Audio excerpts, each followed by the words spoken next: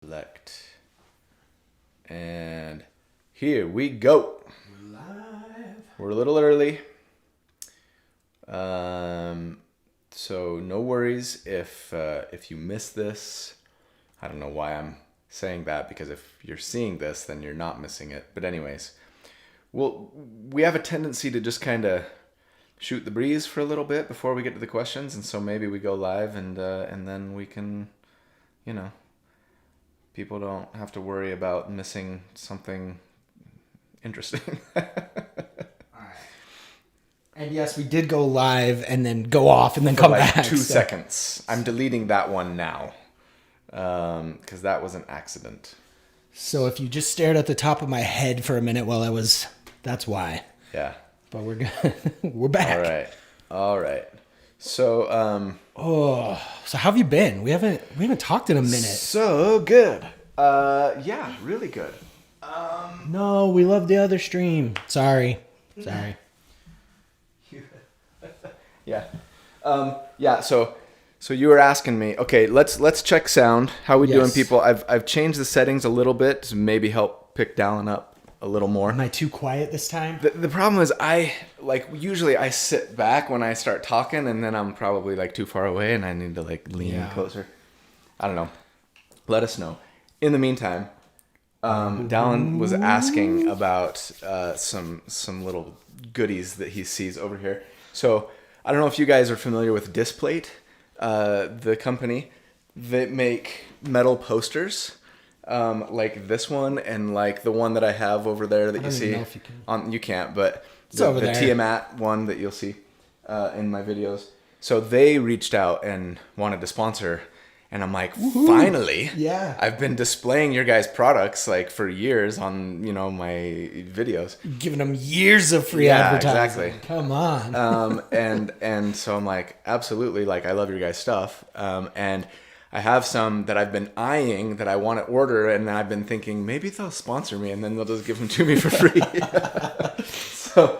So I got to pick 5. So I think I'm gonna have to start switching up my background a little bit, maybe. But They're just the little metal plate, right? Or the little magnet plate, right? So you Yeah. just pull them down and stick another one right up there? Yeah. That's so nice. So this one, the Ancient Silver Dragon. That's cool. I haven't even unwrapped them yet. And then I've got the OG. This is the OG red box. This is when I first started playing D&D. This is what it looked like. That is iconic. So cool. And then These are the ones that caught my eye. then they got me some big ones. Okay, so there's another D&D one first. This one's so cool. Whoa. It's a black dragon. Check out that black dragon. That is so cool. That's awesome, right? Ooh, I love the wing tears. Yeah. That is awesome. But the ones I'm most excited about are, first of all, these are the ones that I've been wanting to order. So you got Vi. Ooh, I don't know if you can see that very well. Anyways, I love that so much. But this is the best of all of them. And it's the Warwick scene. So if you haven't watched Arcane, you probably don't know what you're looking at here, but this is one of my favorite scenes from the whole show. And this is from season 2, and it's so cool. That is so awesome. You probably can't see it very good. Sorry. Oh, the light. The glare. I can't. There's nothing I can do. Anyways, trust me, it's awesome. It kind of came into view for a second. And then, I got so many goodies this week. I got the Words of Radiance, the Brandon Sanderson, Leather bounds. the leather bounds. I'll just show you this really quick, because is it 2 yet? No, we're still early. We still got time. We can still just talk about meaningless stuff. Meaningless. I mean, non-channel / D&D related. Oh, I can't get this out. It's stuck. Dude. That's how new they are. They're just stuck in there. These books, if you are a fan of the Stormlight Archive, Yes. and you can afford the hefty price tag, It's pretty steep, yeah. man, I cannot recommend these enough. They are just beautiful works of art. I love the gold trim. Yeah, man. and the artwork inside is so good. This is This is like, oh, is that gonna? I'm worried about the glare now. It's like you've got Dalinar, the Blackthorn, and like Adolin and Navani and Shallan, and they're so like cool. in the war camps in the background, and there's so many good pictures in here. I'll show you one of my favorites. This one might be my favorite. Ooh, that's awesome. It's Kaladin. Spoiler alert. If you haven't read these books and you're planning on reading them, or especially if you're like in book 2 right now, plug your ears for 5 or 10 seconds. This is like right when he speaks the third oath and he gets his shard blade, and you can see it like forming from mist. It's like so still, cool. oh, it's so awesome. Anyways, Yeah. I mean, book 2 probably has the best Sanderson climax, I think. It's my favorite. It's still my favorite of all of them. I mean, 1 and 3 are really close, and frankly, for me, 5.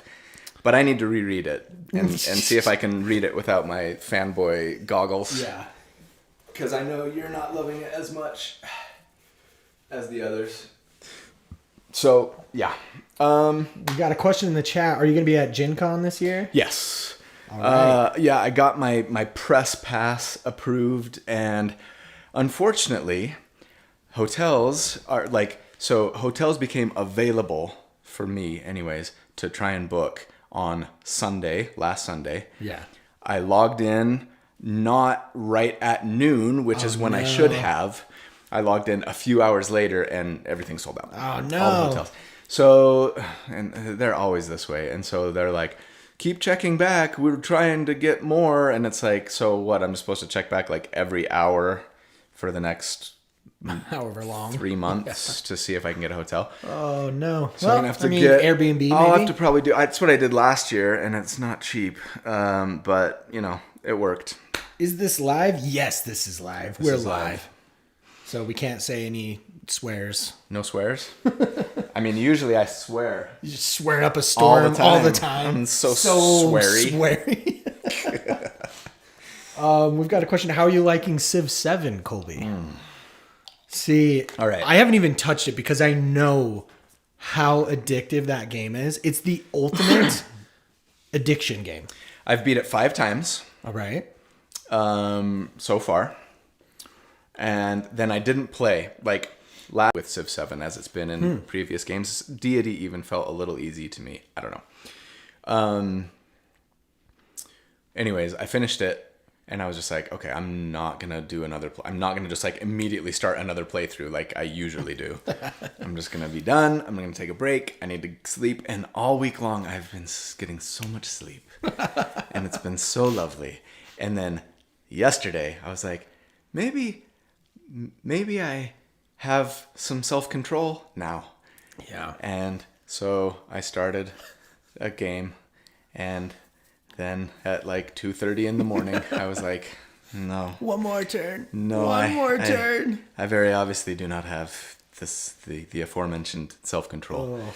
So, yeah. It's hard to quit. There's no good stopping points There in that isn't. game. And There so isn't. you just always feel like you need to keep pushing. Like, I'll forget where I am in my Exactly. progress. And if Exactly. I do one more thing, then I get a capstone. I need to and then make I can- sure that I save up enough influence so that I can become the suzerain of the city-state. And as soon as I do that, then I'll stop. But it's like, All but these by little that other point, you're threads like, start well, I need to coming in. make sure that I build another settler so that I can go settle that place so that I can grab this resource that I really need. I Yeah. mean, it's never ending. Never ending. We've So got- in other words, it's really fun. I like it a lot. There are things that I like about it more than previous games. And there are things that I like about it less. Like I guess you'd say with every iteration. And the more I play it, the more it kind of grows on me. And I'm trying to make myself stop because it's really good. Steven with the super chat. Hey, Steve. Thanks for the hundo. Let's get this party started. With the knowledge of Eberron and Forgotten Realms supplements, which are you more excited for? Personally, I love Eberron. I think I'm a bigger fan of the Forgotten Realms. Yeah. And to be fair, a lot of that is because I don't know Eberron as well. I'm not as familiar with it, so it's probably more a familiarity issue than anything.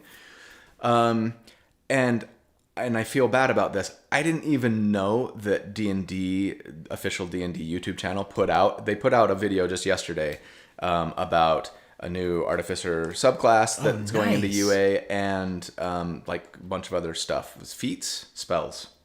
I can't even remember now. I didn't see the video until this morning. I don't actually spend that much time on YouTube other than like checking my own comments and trying to reply and engage. So anyways, I saw it and I'm just like, oh my gosh, like I'm a day late on this. I think Chris, Treant Monk, already has a video. I don't know if it's out, but if you're a patron, you can see it. Maybe it is out. Anyways, he's already like responded to it. I'm like, oh, I'm so bad at that. Like I'm not like the guy that you're not the trend chaser for news. You know, I mean, whether it's trend chasing or not, like I don't want to disparage anybody who might be doing that because it's great, like content. Sure. Oh yeah, absolutely. I just am bad at it generally. So anyways, yeah, I need to watch that video and see, you know, what it's all about, or probably more likely I'll just watch Chris's reaction to it because there you go. Then he'll pause every few minutes and tell me what I ought to think,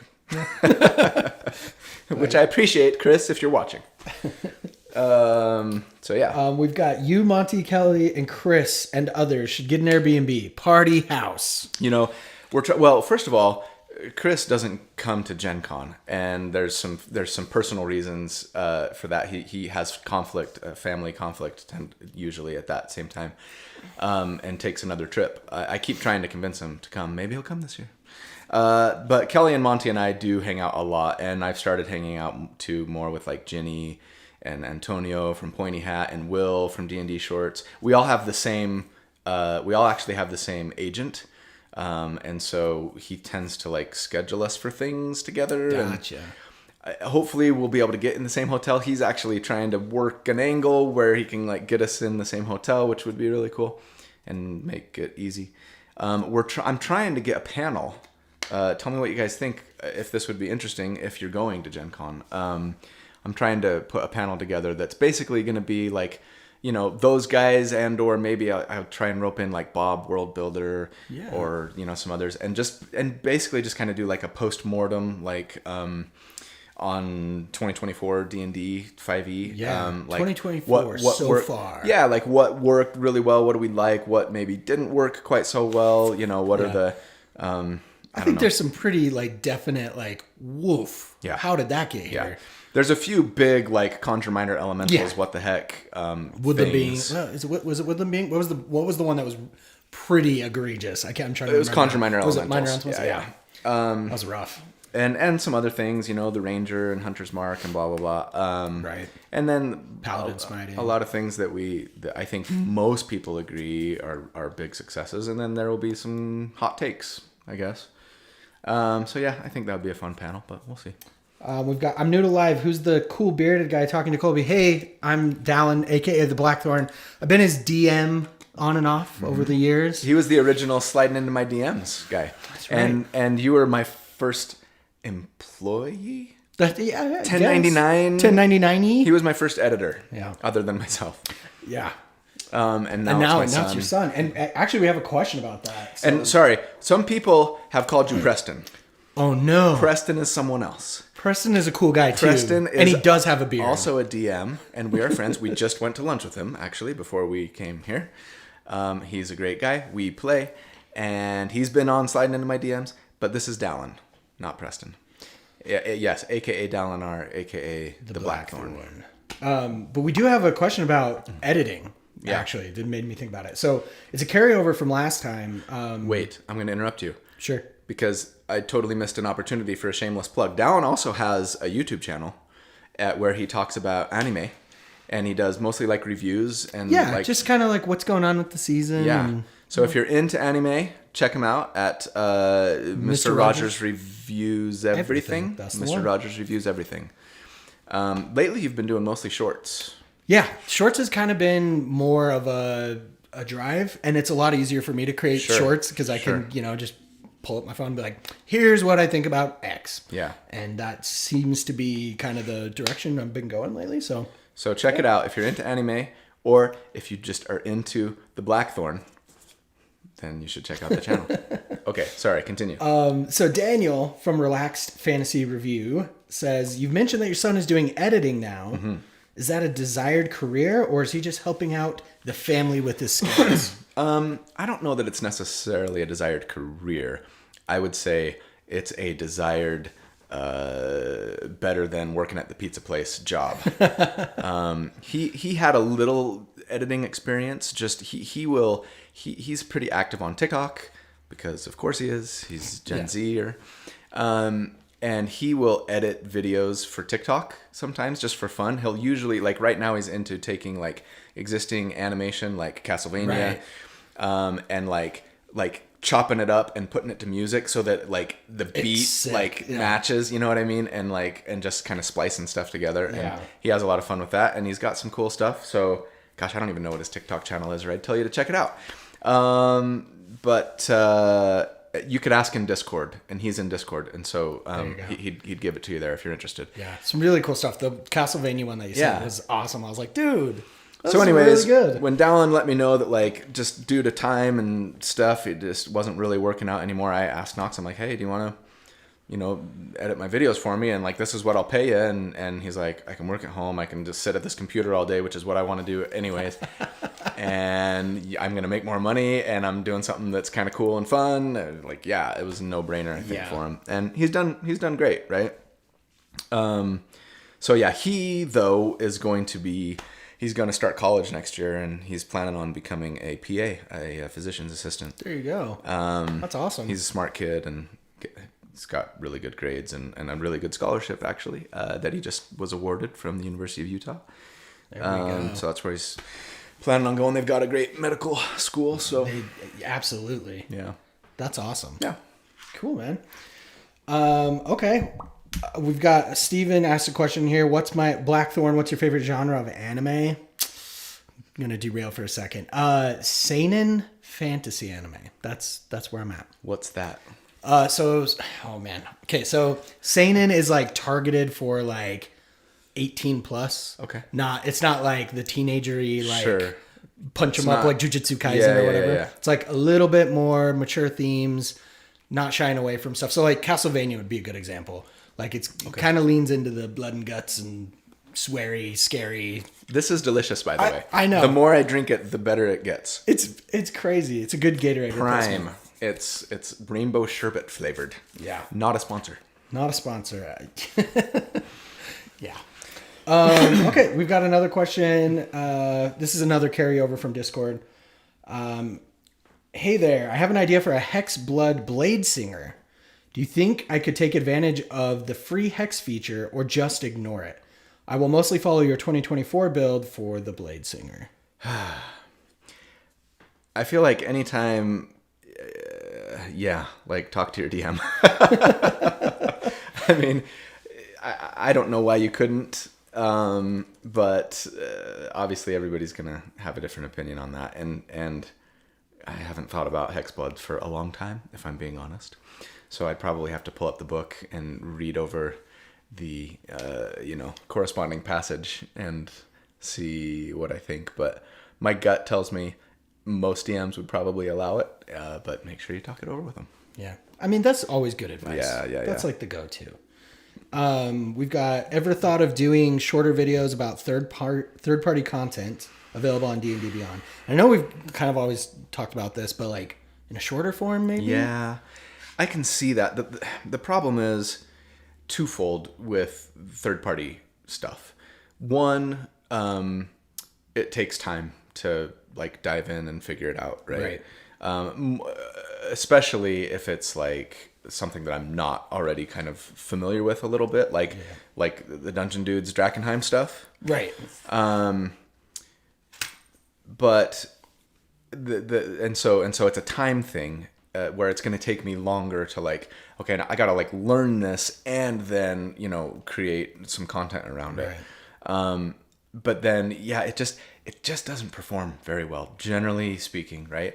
And it's not all about the clicks. Like I do legitimately create stuff sometimes that like I just want to because it's something that I'm interested in or it sounds fun, right? Whether or not it performs well, but that is always, of course, going to be a major concern and driving factor. And so For example, that Illrigger video that I released a couple 3 weeks ago, where I was interviewing the developers that kind of came up with the Illrigger, was fun. It was interesting. It took me a lot of time to kind of really dive into what it was, so that I knew what questions to ask and kind of figured all that out. And then the interview itself was great.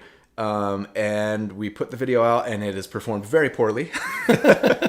I mean, whatever, like, it's fine. It's just underperforming pretty much everything else that I've put out in the last couple of months. Right? I mean, it's probably a bit more niche than your typical, video, and that's always gonna. And that's just the problem, right? It's like you kind of want to cast as wide a net as possible, right? When you're creating content, if you are interested in your channel getting lots of views, right, and the video doing well and helping grow your financial stability. And so it's tough. Again, I think I'll probably always dabble. I don't ever see myself becoming like, all right, like, you know what, I'm going to have an ongoing series where I'm like taking a look at third-party stuff, and creating some shorter form content, around it or whatever. As it becomes available, and D&D Beyond has been pretty good at like incorporating more third-party stuff, and that's great. And I think it gets more eyeballs, and it helps widen that net a little bit of potential like people who can use it and are interested in it, right? So yeah, I mean, I'll just I think it'll continue to be like a every once in a while thing until, if for whatever reason I do a third party thing and it blows up, then obviously I'm going to be like, okay, like there's a lot of interest here, so let's maybe do a little more content around it, Yeah. Joey Lehman in chat kind of points out a good point here, is like, I think it was a tragedy with the Illrigger, since we had huge UA news on the same day, and it's possible it could have just been buried and all of that. It's true. Okay, we got another carryover question. Can you make a viable Eldritch Knight build with dual wield Shadow Blade plus Scimitar, like your Bladesinger build? And how far behind would it be from your Bladesinger equivalent? Yeah. Good question. The benefits to fighter, of course, are more attacks eventually, more feats, right? So you can get those ability score increases up. You're probably going to be a little less sad, a little less mad, a little more sad. Yeah. And there's armor stuff. I mean, there's definitely pros and cons. I don't think the damage would quite keep up. Maybe after 11, I'd have to check that, right? But obviously, like, a lot of the damage that you're getting from any Gish is the scaling on the spells, right? If you've got something where you're upcasting to do damage, whether it's Spirit Shroud or Shadow Blade or Conjure Minor Elementals, even usually the higher the spell slot, the more damage the character is going to be able to do, right? And with Eldritch Knights being 1/3 casters, they tend to struggle. That said, yeah, I mean, fighters did get some nice buffs, and they do get another attack, right? And of course later, even another one, but not till much later. So it's possible. My gut tells me that they'd probably lag behind a little bit, maybe not at 11. Definitely through Tier 1 and Tier 2, I think. But they'd have other benefits. They'd be tankier, probably, and they'd have another feat, and so yeah, it'd be worth exploring for sure. And I've got I've got a couple different Eldritch Knight builds on my to-do list that I'm sure I'll get to eventually. Thanks for the 10, Yuned. Thanks, Yuned. Here's a consolation for the Illrigger's video performance. Also, let me remind you, you definitely probably do reach people you wouldn't usually reach with such videos. Sure. And, yeah, that's true. But I will say that it might be less than you'd think. If I look at, like, the only way that I really have to gauge that is like number of new subscribers that a video brings in, and the Illrigger didn't really bring in a whole lot of new subscribers. It did few, sure. I mean, there were some, no question.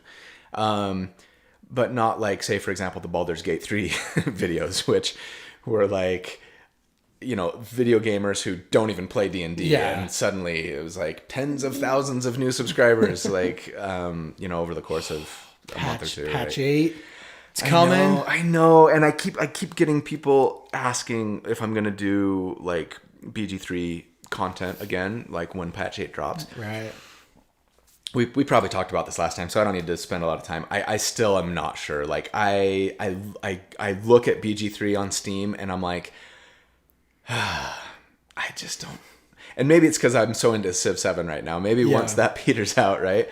But it's just like I don't know if I want to take the time to really like invest in both learning like what has changed in the game over the last year, probably since I've played it, and how that might affect things, and then, you know, these new builds and how they're different, and, you know, do a build around it, and then play it to make sure that it actually is as good as I think it is, you know what I mean? And maybe even record myself playing it and get some footage there that I can put into the video. Like, it's a lot. It's a lot of work. And granted, I'm playing a video game, and so work, but it's not for fun. It's for kind of a purpose. You know what I mean? And it once it becomes work, it loses the appeal of being like, I get to just relax and play this game. It's like, I can't relax. I need to make sure I'm doing every little thing right and grabbing the right footage that matches what I'm talking about. So I get it. So it's still a maybe, but I don't know that I'll have like a video on the Bladesinger for Baldur's Gate. Yeah.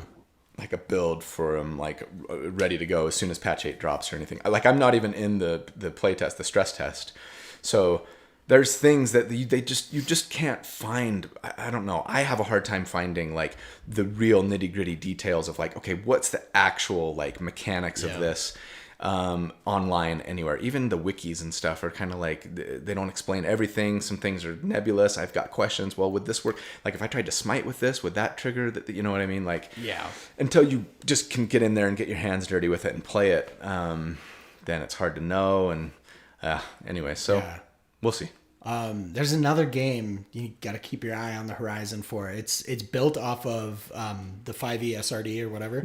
I think it might be the last thing that was able to grab that. It's called Solasta 2. Solasta. And it's its own sci-fi? Unique. No, it's fantasy. It's its own unique like world and everything, but based off of the D&D rules, and so it still has like elves and halflings, and you cast spells like Burning Hands and like all this stuff from D&D. So that might be cool. That might be something to keep an eye on. Yeah.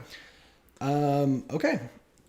From Luke, we've got, you should see how they implemented Booming Blade. I would love to know. I'm assuming by the way that you said that it's different. It's like, oh no. I used the 5e spells mod when I played, and it worked pretty much like, you know, it works in 5e there. So if Larian changed it, that would be important to know when it comes to Bladesingers, especially though. If I'm not mistaken, I don't think Bladesingers get you can replace one of your attacks with a cantrip in BG3. Correct me if you know I'm wrong. So I don't know. Well, I don't know. Maybe they didn't. Maybe it's still there. We got another 10 from Yaned. Thanks, Yaned. Well, that's the thing, right? BG3 is adjacent, but it's its own thing. Third-party content is close enough that the audience is gained is likely to stick around for your other normal content. Sure. Although I do think that there's a fair number of people who discovered me through BG3 and then stuck around. Yeah. Like, raise your hand if, you know, you found me through BG3 and maybe you started playing D&D, or maybe you didn't, but you still watch my videos anyways.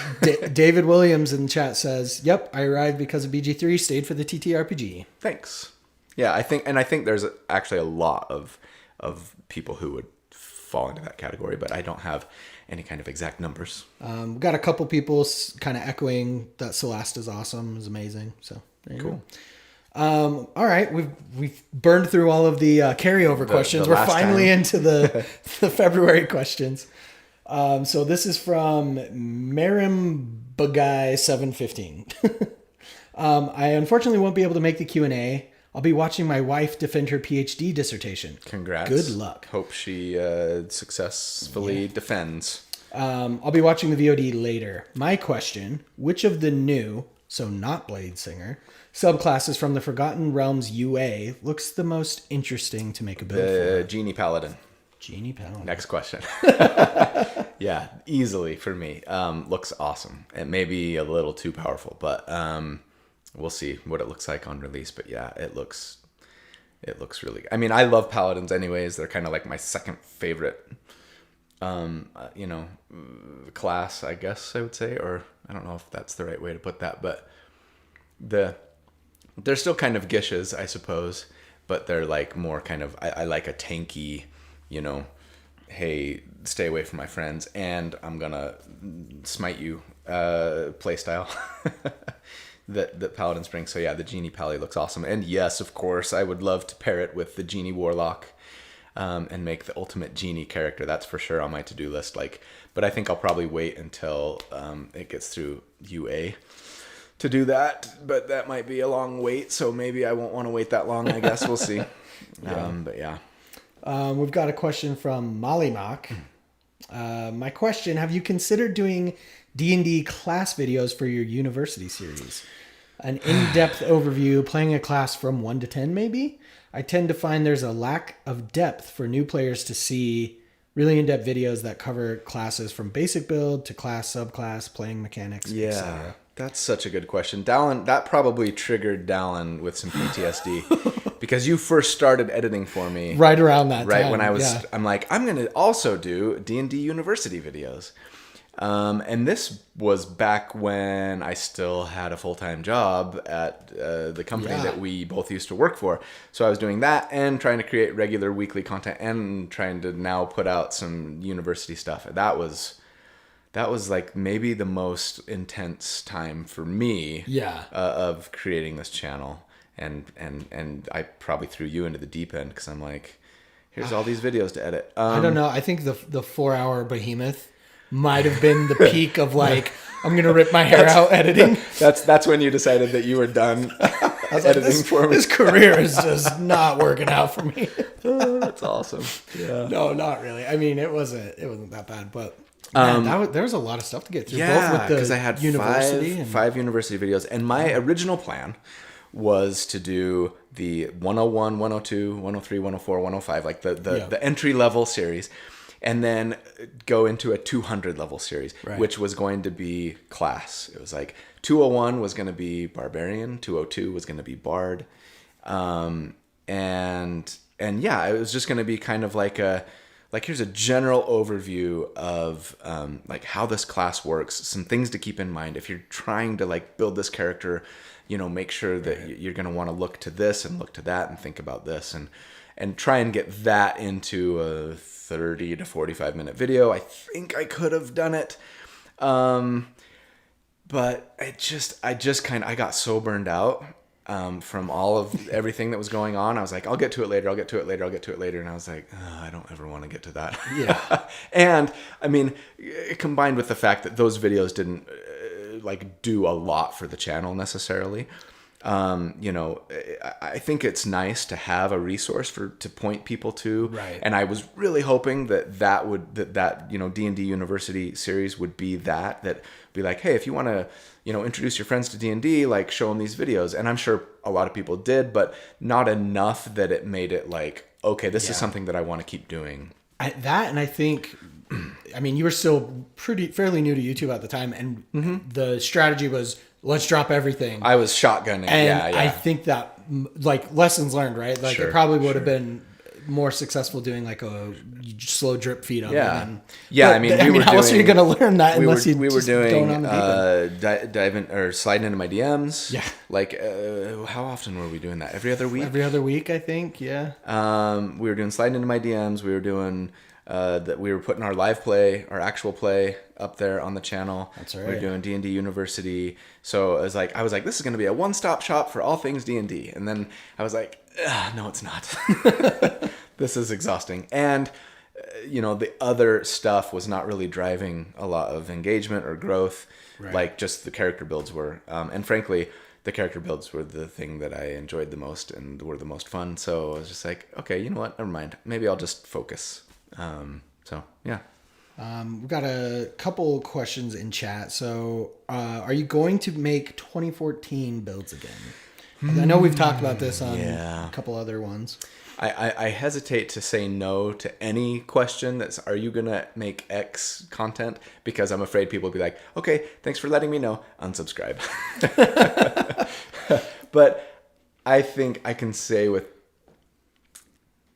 90% confidence that like probably not.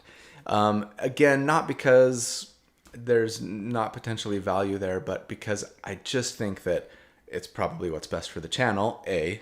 Again, to try and not split my audience any more than it's already split. But also B, I do think, and I think there's lots of historical precedents for this, that people are going to migrate eventually, right? Most people, not everybody, right? You'll always have people that are just going to stick with, 4E or 3.5 or second edition, right? Yeah. And same with this 5E 2014. But I think most people are going to migrate, and then also, like, I'm just more interested in it. Like, I've got 100. It's the new. I've got 175 2014 character builds, right? And I still had a 6-page long to-do list with 2014 stuff of just ideas. Yeah. So it's not like there weren't more things for me to like kind of go back to and dip into. But that said, I do think that you will start to see even more content come out that's using older subclasses. I've always kind of used older feats and older spells. I haven't used a lot of older spell classes, subclasses. But the video that comes out on Tuesday does. So maybe that will feel good for people who are looking or who haven't made the switch. Yeah. I don't know. Yeah. We've got two sort of related questions. So you got from Luke, any plans on sharing some of your music with us? Mm-hmm. And then from Pearly Gatekeeper, 4 words, duet with Jenny D. The music, thank you. Yeah, so the video that came out this week in the outtakes, I always sing a song. Yep. And it was one of the songs that I wrote. And I'm like, if you're interested in maybe I put my music out, like, let me know. And I've had a lot of people be like, yeah, you should totally do that. So I might. I actually have like recorded versions of those songs that I think it would be fairly easy for me to just upload. They weren't like professionally done. It was like me and a couple of buddies in his basement with some recording equipment. So, amateur level stuff for sure. And there's only like 5 of them, but I don't know why I couldn't just upload those to YouTube maybe. Yeah, maybe I will. Heck, maybe I make it like a member benefit. There you go. That feels too egotistical. Here's a great perk. If you pay more, you can hear me serenade you. It's like, how about you pay me not to listen to you sing instead? Or, is there an option for no music? Can I pay you to not hear you sing? No.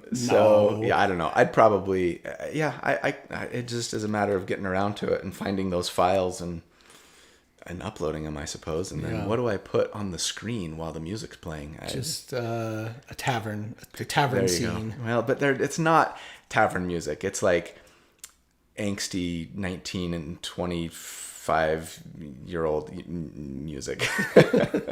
It's like slightly emo. Pre-emo. Yeah. Like it's folk emo. Past Dave Matthews. Yeah. Not quite to Chris Carrabba. Yeah. Yeah. Okay. That, you know what? That's a great description of some of it, actually. Folk emo. I like that. We got another super chat from Yaned. Maybe what helped you discover the channel would be a good poll question with options BG3, D&D older editions, D&D 5.14, 5.24, miscellaneous. Yeah. And or, what content are you most interested in seeing going forward? That's the big question, right. I think, right? Because like, how you got here, great. Yeah. Where do you want me to go next? Yeah. That's the real one right there. We've got a question from Matt Marshall. New 2024 campaign up to 15. Which to play and why? Oh. Up to level 15, I'm guessing. I mean, ooh. What are you playing? If it were me, it would be the Night of Whispers. That I did just a week or 2 ago. That devotion pally. Oh, I want to play that in game so bad, and it was so good and so powerful. If not that one, Yeah, it depends on what you're going for, right? Like, so the build that I've got coming out Tuesday is the Cool Whip. That those of you who follow in the Help Me Name My Builds channel are maybe slightly familiar with, and it's really cool. No pun intended. It would be a lot of fun. I think it's very like it's a controller. It's not like I don't even really calculate damage much on it. It'd do a little damage, but it's a controller akin to say the Control Freak or the Clockwork controller builds that I've done in the past, but I think more fun because you're a little more active in combat. And you're using a whip and you're a bard. I mean, come on. So yeah, that would be a good one. So watch for that on Tuesday. Nice. All right. We've got a question from Callie Summers over on Discord.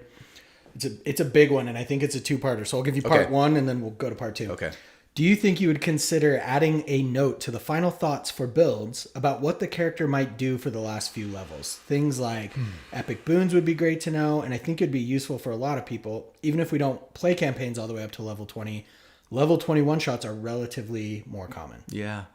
That's a good point. My response to that has historically been, first of all, the video's already really long, and I like to try and keep them under an hour. I think it's just good for the algorithm, frankly. I know that I have people who are like, hey, man, like, we're here for long-form content. Like, don't worry about it. And I appreciate that, and thank you. And I think that I get more clicks if I can make it 57 minutes rather than an hour and 3. So length is one concern, and the other has always kind of been like, I'm working in a lab here, and like if you are actually playing this character, like by the time you hit level 18, you're gonna probably know a lot better than I do sitting here in my white room, right? What is the best thing for your character. Absolutely. Right? Yeah. And so I kind of want to map a trajectory and kind of talk about numbers and things, but like I think by that phase in the game I kind of go and like, oh, there's my dog. You'll know what to do. And like with epic boons, because people have asked this a lot, I'm kind of like, I feel like it would be boring because and same with magic items. People are like, oh, well, at magic, I'm like, it's always going to be the same thing for me. Like, I'm just like the numbers. So it's probably a flame tongue weapon, whatever, a vorpal. I mean, and it'll just kind of be the same thing, and it'll just be redundant. Like most of my builds are making attacks, and so there's like 1 or 2 boons probably that I'm gonna be recommending. And it might change between A or B, but it's pretty much always going to be A or B, right? Yeah. And so I just don't know that it would be that interesting. But I appreciate the note that like level 21 shots happen. And so, that's different now. That's not, I've played this character for a year and a half now and I know what to do next. It's like, essentially a lab kind of the same way that you're creating a character. I'll give it some thought. I won't make any promises, but it's not a bad suggestion. And every once in a while, but it's rare, I'll say something, right? Yeah. Like, I'll be like, now, if this character were going to go to level 20, then I probably would have blah, blah, blah. But there's another thing to put in there too, and that if it's a level 21 shot, I probably do a lot less multi-classing on most of my builds, right? At least on some of them. And so it's like, if I were to play this character at level 20, I would have done everything totally different. Right. Like, because you're trying to maximize for each damage report along the way. Like, I want to know, I want this character to be good throughout their career. And in fact, that was kind of the impetus for me starting the channel in the first place, was like, you see these builds on Reddit. Right, and they're ridiculous. Like, at level 20, this character is amazing. And I'm like, great. They run 14,000 feet and do 500 damage a hit. Who plays at level 20? Like, what does it do at level 5, And 10 and 15. And so, it's like, oh, well, gosh, if I'm going to be level 20, then I probably want to be a full fighter. Maybe, right? Because I want to get that 4th attack. Or, depending on the class, depending on the capstone, depending on what you're building for.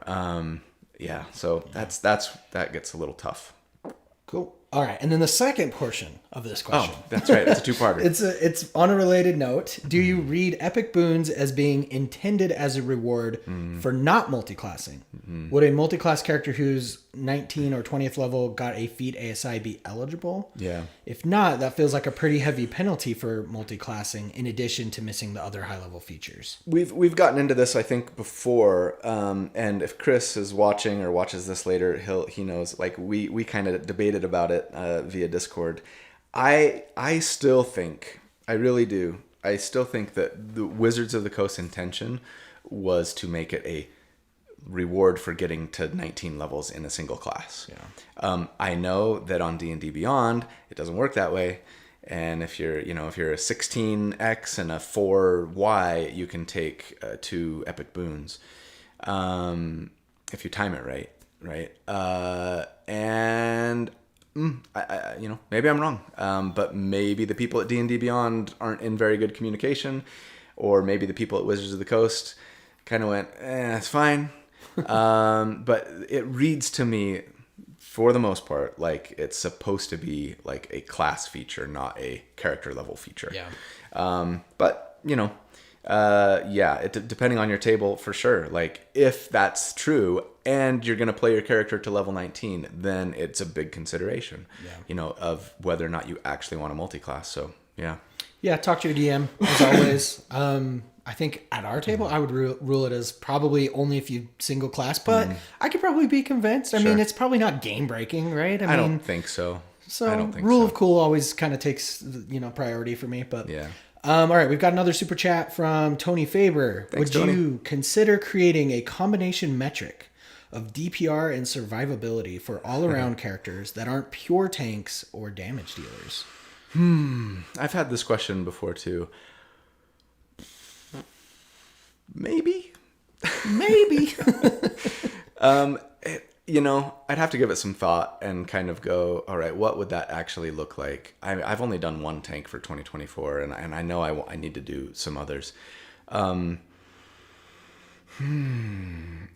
to me, the problem with doing that is, again, it's always the time. It always comes back to time for me, right? It's like, okay, now not only do I have to come up with this system, but now I got to spend that much more time like crunching numbers and trying to evaluate, based on this sort of convoluted system that I've come up with where, survivability equals 1 point and damage equals 1 point. Like, how do you equate those and then, you know what I mean? Go, okay, well, this character scores a 37 on the survivor Colby versatility character chart or something like that. Colby calculator. And it's just like, oh, that feels rough.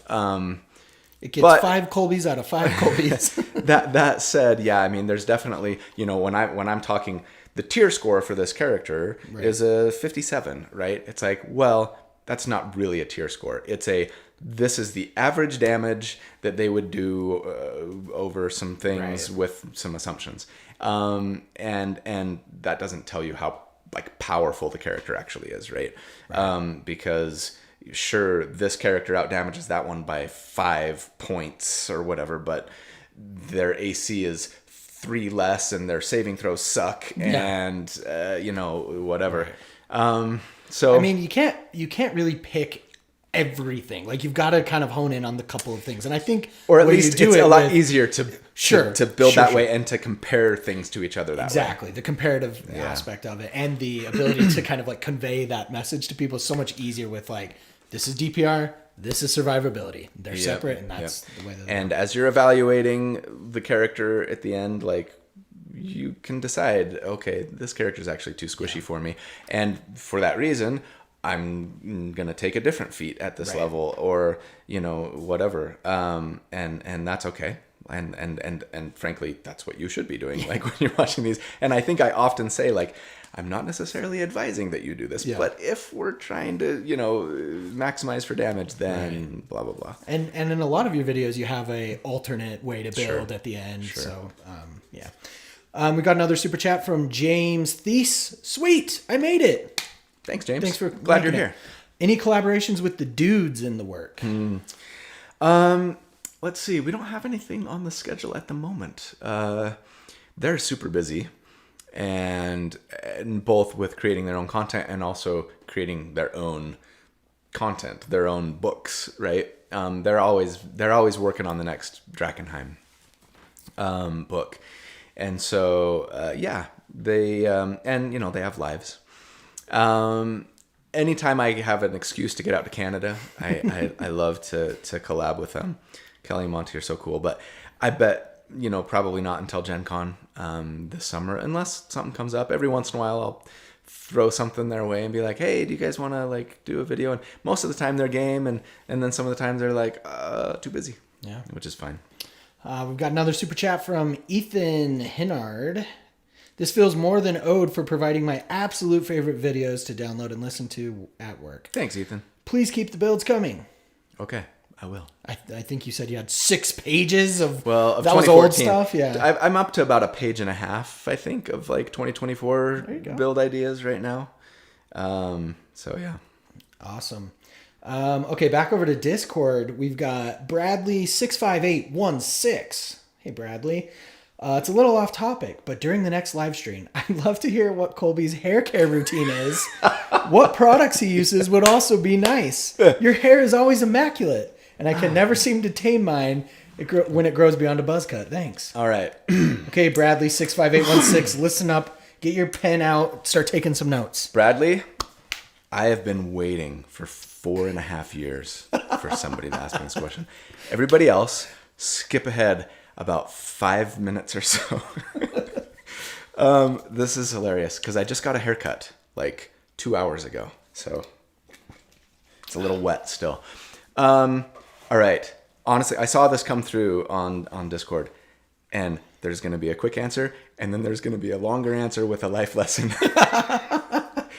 Oh no! I don't want a life lesson. I just want some ice cream. I want the life lesson. Let's hear it. I need some life lessons. Okay. Life hack for guys or people with short hair. This is the short answer. Shampoo. For decades now, the product that I put in my hair is just shampoo. Like I get my hair wet and I get my favorite shampoo and it smells really good. Mm-hmm. And I just kind of get it a little lathered and like a little messy, and then I just kind of use my fingers and kind of style it, and then I'm done. And I'm telling you, it gives body, and it doesn't make it too crusty. There you go. And nothing worse than the gel. It kind of holds. It holds pretty well. Yeah. For the most part, but it's kind of a looser hold. Okay. And I'm telling you, try it. It works. What shampoo? But it doesn't matter. Like, honestly, I've tried it with a bunch. And by the way, my sister is a professional, like, hairstylist, beautician. And I've asked her, I'm like, am I killing my hair? Like, surely this is bad for my hair. They have leave-in conditioner and stuff. She's like, it's fine. So that's the short answer. Of course, it's going to depend on, like, there's so much, right? Your hair thickness. I don't know if it would work if my hair were finer. My hair is a little thicker and it's got a little body to it already. It's not awesome curls like you've got. I don't know if I can do it. I'd probably have an afro if I tried. Maybe. I got something to like pull it down, like weigh it. Well, you should try it. I'm gonna try it next stream. I'm trying it before we go live. The longer answer is, when I saw this question, I laughed so hard because I in fact wanted to get my wife to come and talk about this because if you have watched the channel for a long time, you go back to those videos that are like 4 years old. Like I used to keep my hair really short, and I cut it myself. I just used with clippers, and I just put like different size attachments on. Buzz it on the sides, and sometimes I would let it grow a little long on the top and do the like comb over thing. It was a phase. I'm not happy with when I see those. It's a little ugly, but anyways, short on the sides especially. And I've had short hair. I've kept my hair short since I was like 19 years old. Yeah. And it drives me crazy when it gets long, especially on the sides. Like I'm just like pulling on it, and it just like bugs me. It starts doing the little wings, and then it gets a little weird. But my wife likes my hair long, and she's always trying to get me to grow my hair out. Mm-hmm. And so the last couple of years, I've kept it a little longer. I've tried to kind of grow it out and let it grow out. But she will tell you that I whine about it so much. There are times where every night we're like getting ready for bed and I'm looking in the mirror and I'm like, oh, my hair, like it's bugging me on the sides and blah, blah, blah. And she's like, then just cut it. And I'm like, no, because you like it longer and I'm growing it out for you. And then we laugh at me. And so the life lesson is like, thank you for the compliment. And like, we don't realize, I think, like we see people, right, and we're like, oh man, like they've got it together, or you know, da da da da, and every single one of us is going through the same stuff, where it's like you're like, oh, their hair's so great, and they're like, oh, my hair, it's not awesome. That person is so much better, or I liked it better when it was like this. So anyways, that was funny, and yeah, thank you. And but yeah, I did get a haircut today because I'm like, I look like a mushroom. When my hair gets long on the sides and I need to like cut it. So yeah, anyways. We've got from Tony Faber in here. My credit card company won't let me do another super chat, but I'm dying to know. Tony, lower split. Don't do it. It's okay. It's fine. Upper lower split, push pull legs, or some other workout split.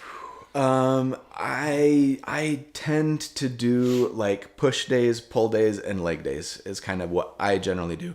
That said, right now I'm using an app. We've talked about it before. It's called Transformation. I really like it. It's not free. It's like $15 a month, but it kind of makes a workout for you. You put in your age, weight, goals, etc. And it kicks your butt. They're butt kickers. Yeah. They are. And they mix it up for me. So there are days where it's like, oh, I'm doing a push and a pull today, and like chest and back, and then the next day is like biceps, triceps, and then legs. That app is sneaky because it'll add another workout like without you knowing, because you'll be like have a week of doing very similar things, similar reps and whatever, and then all of a sudden it's Friday and it's like, oh, you're doing 50 of these. Yeah. And you're like, I'm dead. No way. Yeah, it's a lot. There right now it's sets of 10 that I've been doing, but last week was 15, and that's brutal. Ugh. Anything after 15 is like, what are we doing? Yeah. I'm so weak. I couldn't even lift up like a feather. Yeah. Like it's just the lightest thing, just like I'm dead. We've got another chat in here. With the new wording in 2024, if great weapon fighting works with extra damage dice, do you think there's a decent ST Ranger that could be made? A Stranger? Stranger. Yes, I do. That is also on my to-do list. Yeah, I think strength-based Rangers can work.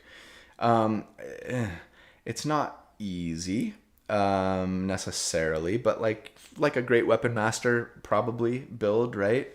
Where you're using like a great sword or a great axe or something. In fact, especially if you were trying to be like a cleaver, that could work well. Wait a second. Now I'm trying to think. Didn't I do recently a cleaver build that was a ranger? Sometimes I'm telling you guys, like when you've done 200 and something builds, like they start to get a little muddled in the head, and I have to like look them up. I want to say that wasn't strength based, or you wouldn't be asking this question. Anyways, yeah, I think it's totally doable, and it's on my to-do list. We've got a super chat. Thanks, Luke. $2 towards the Make Colby Grow a Beard Foundation. Thanks, Luke.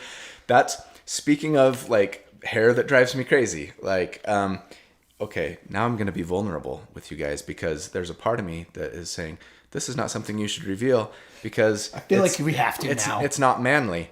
I like. What's manly? That's a great question, and something that those of us who identify as men should be asking ourselves often, and our partners, and why we think that way. Anyways, hair.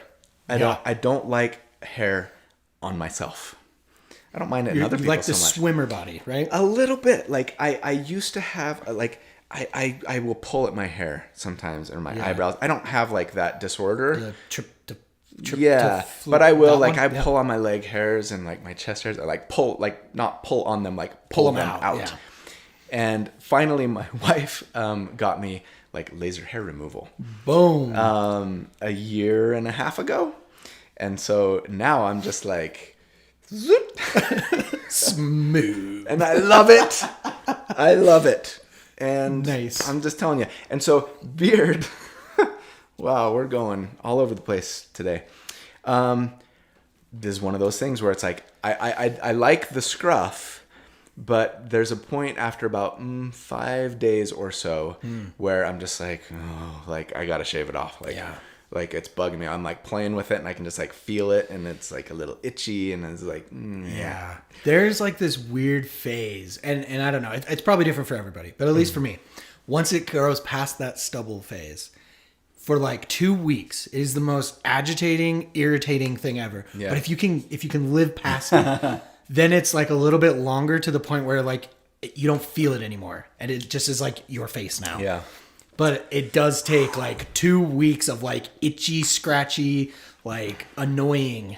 If you could just knock me out and just skip it for 2 weeks, and then I wake up with a beard. Well, no, because then I wouldn't have had the time to get used to it, so I would still be like, "What's going on?"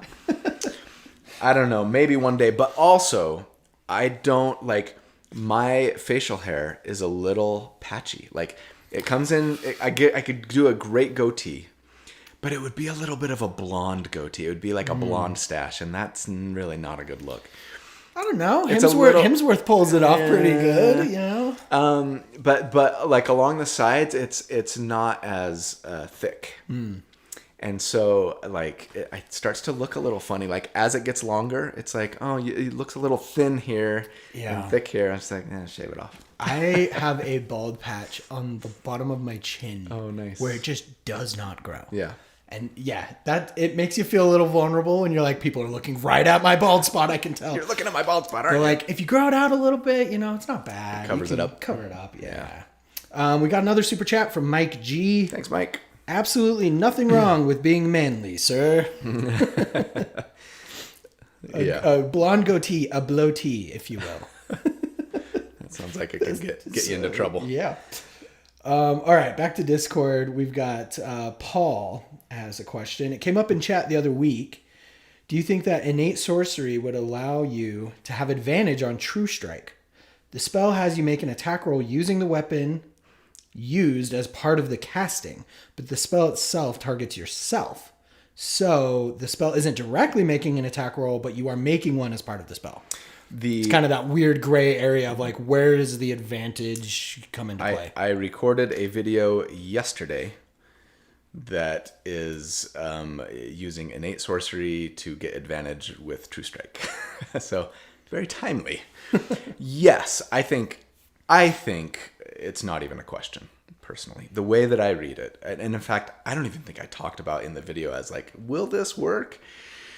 So, you know, maybe there will be a lot of comments calling me out on that. But to me, it's like, you know, it says when you make an attack with a sorcerer spell, True Strike is a sorcerer spell, and I'm making an attack with it. Right. Like, it's pretty clear cut to me. And I have to believe that even people who get hung up on verbiage and say, well, it targets yourself, or when you cast the spell, it's not making an attack. You cast the spell, and as part of casting the spell, you make a weapon attack. Yeah. It's like, as part of casting the spell. So part of this spell, this casting of this spell that I'm doing is making a weapon attack. Like, to me, it's just, but, you know, I can see people saying, maybe I need to do a poll on this. I bet 90% of tables would say, you can have advantage. I would think so. I could be wrong. And you know, I guess we'll see. We'll see when the video comes out and how many comments I get. But yeah, maybe I do. Maybe I make a poll about it. Poke J-Rod over in chat says, what is your favorite monster change in the 2024 rules? I think probably just generally like the increased difficulty that we're seeing from a lot of the monsters. Yes. Maybe more specifically, like the fact that resistance to non-magical bludgeoning, piercing, slashing damage is gone. And I think you are seeing, you know, resistances still to bludgeoning, piercing, slashing damage, it's not like ubiquitous. and there's a little less like poison immunity. There's a little like there's just more reasons almost to have like more ways to do damage. Right.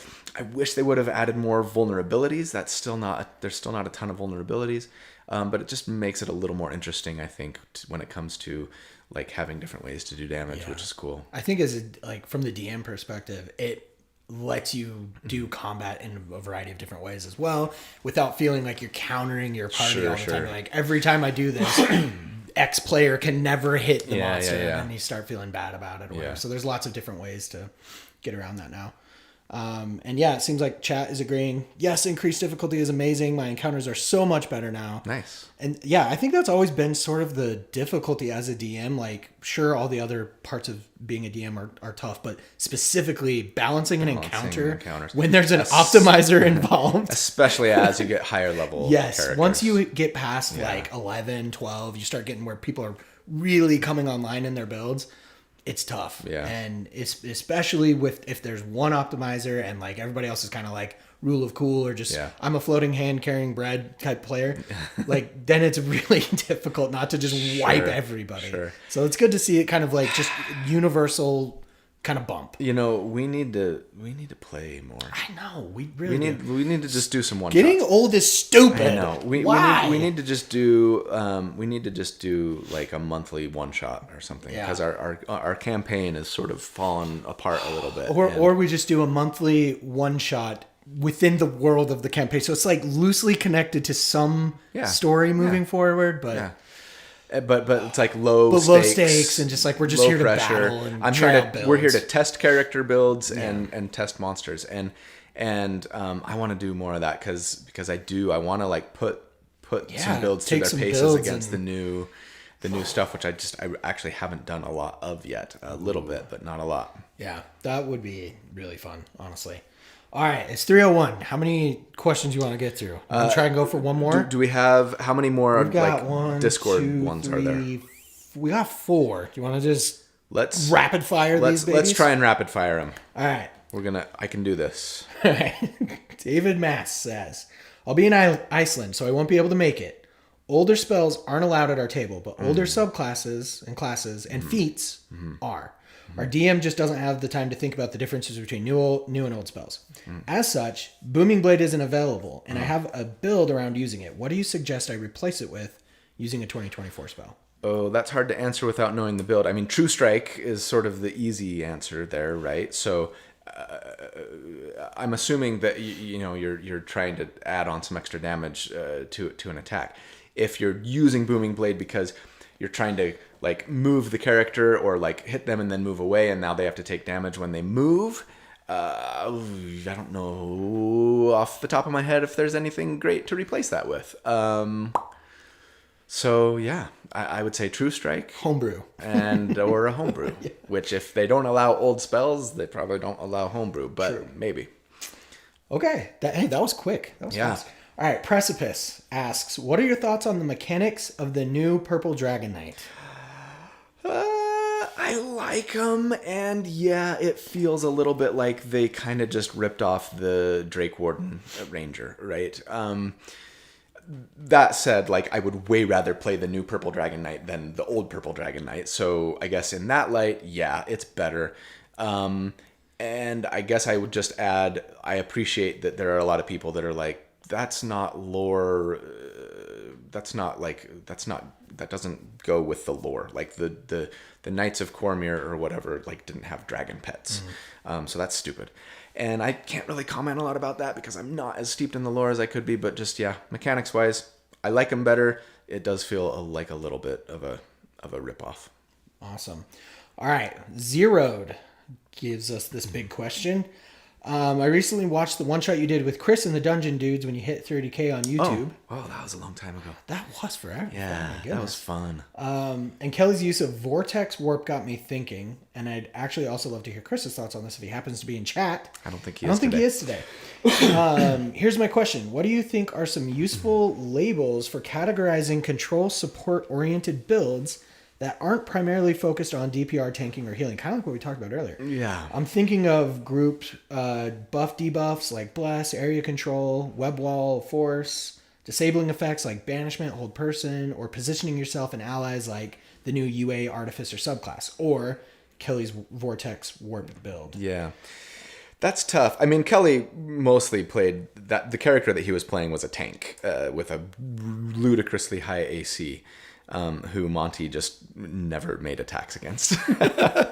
So mean. I mean, he did once in a while, but to me, it's like damage, tank, control, support, and not everybody does that. Some people would put control as just a subset of support. Sure, yeah. I like to think of them a little bit differently because to me, support is like buffing and healing. Sure. Basically. And control is much Control is control. It's locking down the battlefield. Yeah. I think in terms of D&D, it definitely makes sense to break it into like a fourth category. And, you know, where would you put because I get a lot of requests. One of the most common requests, and I'm going to have to do this one day. I just haven't yet. It's on my to-do list, is like the ultimate teleporter. How would you make the ultimate teleporter that gets like all the cool teleport abilities and stuff like that? Yeah, totally. That would be so cool. And it's like, that would be cool and fun. And like, why? That's what I keep going to, is like, what's this character trying to achieve other than being able to like bamf all over the battlefield because it's cool? Like, I want to do I want that to be useful. It was the same thing when I got like people like, what's the fastest you like make the ultimate speedster? And I want to like have all this move speed. And I'm just like, but why? To what end? Yeah. Until a Chardalon Stride came out. And then I was like, I've got a reason. They need a Chardalon's transportation. Yeah. A Chardalon's Bamf. And the Fey Wanderer, the new Fey Warlock. Feylock is awesome for this, and there are cool things you can do, and I'm gonna do a build for them that is kind of like this ultimate teleporter. I just need to kind of hone in on why I'm teleporting around so much, and I think I've got some ideas. But anyways, that was not the question. Yeah, to me, I don't know if I would come up with more useful to like someone who's intent on like moving people around the battlefield like that is more of a controller, I suppose. You could call him a kind of a controller support, but and maybe they're both. But yeah, I don't know that I would have a great idea for a different kind of label. All right. Last question. We did it. We made it. Mathematic, spelled as addict, asks, this might be a different kind of questioning, but if you're comfortable answering any part of this, how happy have you been with changing your channel member rewards? Has it been successful? It was what caused me to join, so I'm curious how it's gone overall. Oh. Thanks for joining. You know what? It's been like nothing but positive. Nice. So you guys are awesome. Apparently people are okay with, are on board with a, you know, hey, pay what you think it's worth and what you can afford model. And yeah, it's been great. I mean, I have lost a few subscribers or people who like downgraded their membership. Sure. But I've had way more people who either joined for the first time or increased their membership level. So thank you guys, because really it means the world to me. It really does. So that was a good question to end on. Yeah. Because it gives me a great reason to say, you guys are awesome. Thank you so much. I love you. And I really appreciate your support. And this has been a lot of fun. This is always like my favorite day of the month. Yeah. So thanks, Dallin, for helping me make it work. Of course. I hope you enjoy it and it's worth your time and a free lunch. Absolutely. Yeah, I'll do pretty much anything for free food. I mean, there's a few things I won't do, but I won't do that. Okay. You guys are awesome. Have a great day. And happy March tomorrow. Oh, yes. Come on, spring. February was so fast compared to January, but God, I can't believe it. Yeah. We're finally here. It's long. Spring is coming. It can be a long month. Oof. All right. You guys are awesome. Have a good one. Bye. Take care. Sweet.